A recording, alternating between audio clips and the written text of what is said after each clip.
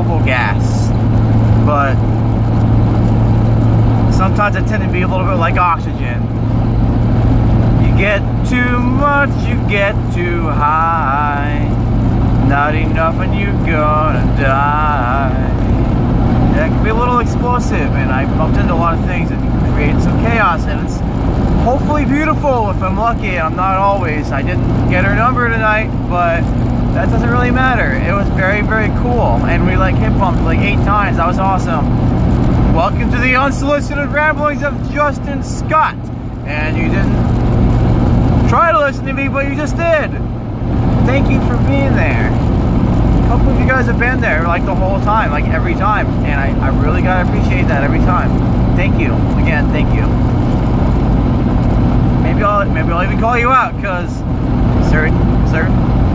sometimes people really want to get a shout out to their name and what they stand for. That's good about them. And if you know who you are the guardian of humankind, or so says your namesake. And that's pretty much how much cooler can a fucking name get than Alexander. You're great, man. The third. Thanks for being there every time. You're my like #1 loyal fan, and you rock, dude. Now everybody knows your name, and that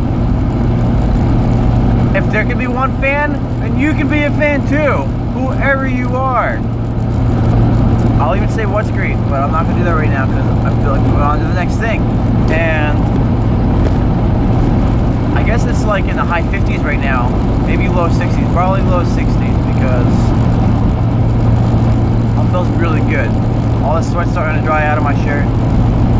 I wonder how much salt gets caked in. And what kind of bacteria, if you're a microbiologist, and I hope you are, can you please tell me what's the name of the bacteria that when you sweat into your shirt, it doesn't exactly smell like pee the next day, but it kind of has somewhat of that tendency.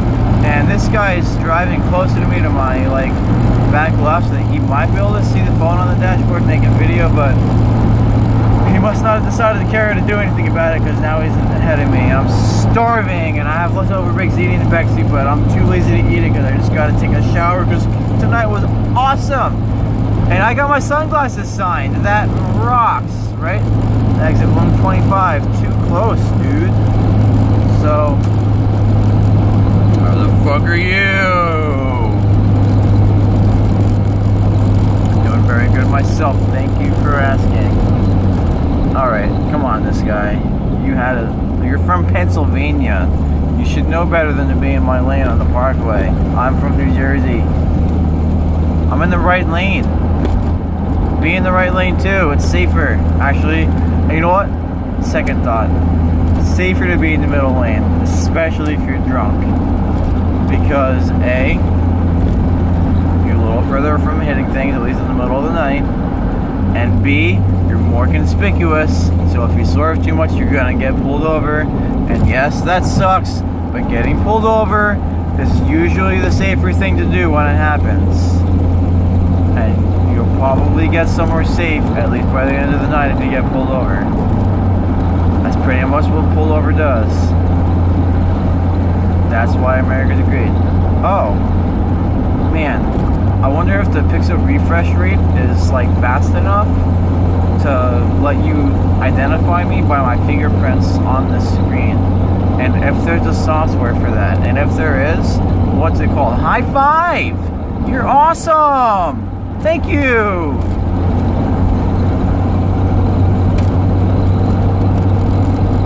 Dude. Alright.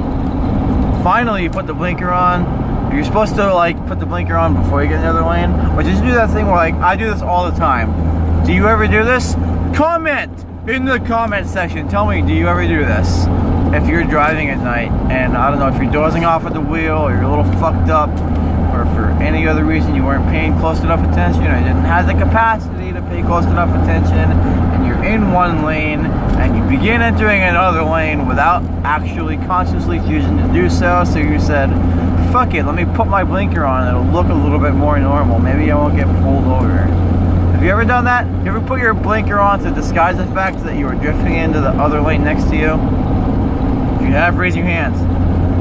I'm raising my hand. If you raise your hand, then we can high five.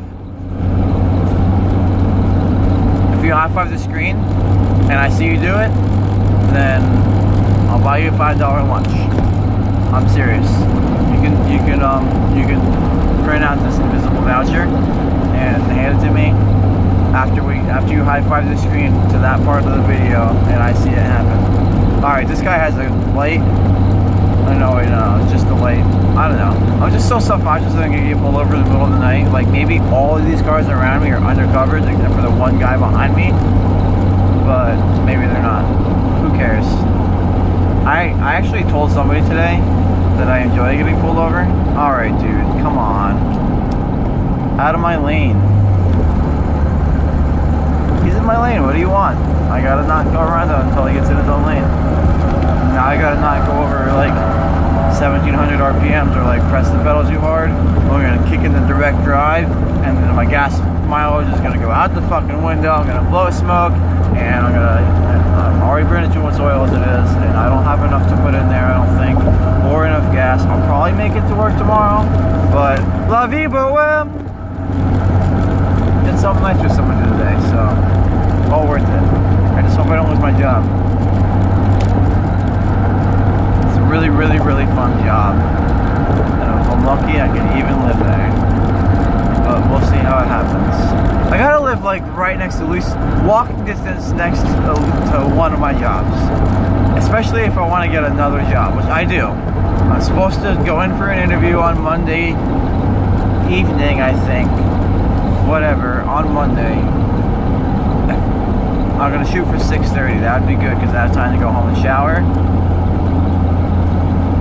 and change, smell nice,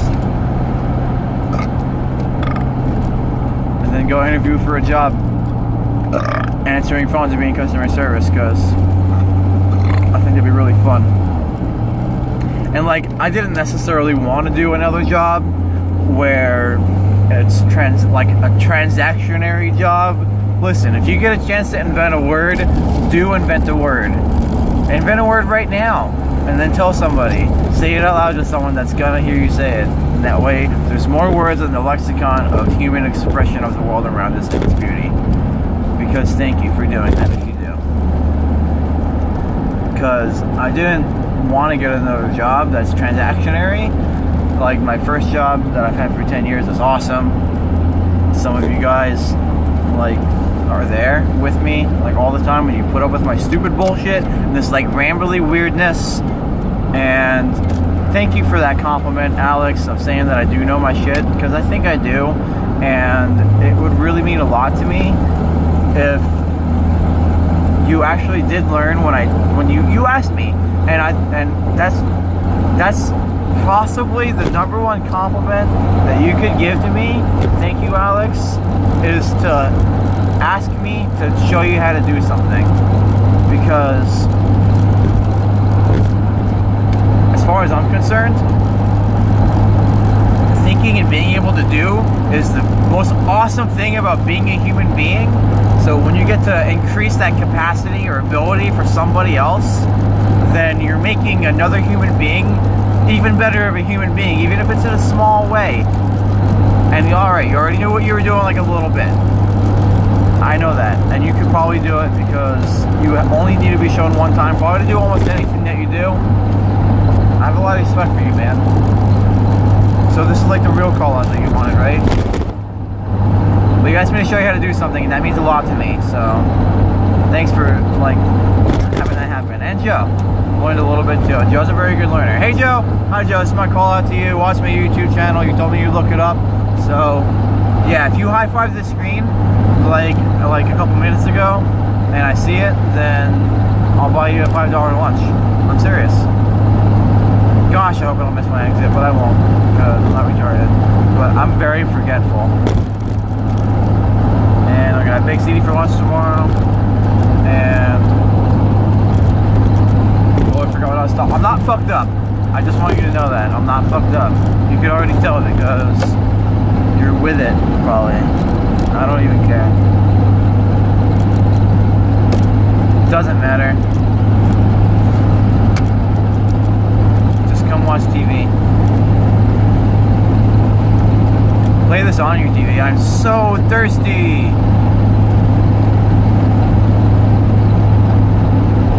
Like when you're working or doing something and you spend water, right? And then you become thirsty.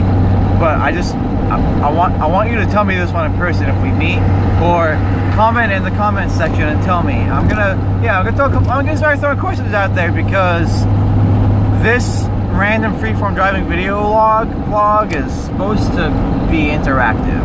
If we can make this interactive, let's do that right now. 1, 2, 3, go. Answer a question or ask a question in the comments every time, please, and thank you. And you don't have to do that, but it'd be very appreciated. So when you become thirsty from working or doing things, how do you know that you're thirsty? Like, what tells you? Like, obviously your mind says, all right, you're thirsty, go get a drink of water, or your body told you something. Like for me right now, like the inside of my mouth like feels like it has less water in it, and the muscles are starting to get tired in my throat, like a slight amount, and my tongue even. And there's that like feeling of like not quite putting a sheet in your mouth, but yeah, no, not a sheet, but something along those lines. Yeah, if you ever put a sheet in your mouth, it absorbs all the water, and you know, like that moment before the sheet has like more water, and your salivary glands start like filling your whole mouth again because it knows that it needs to do that. And there's no water in your mouth. Obviously you feel thirsty.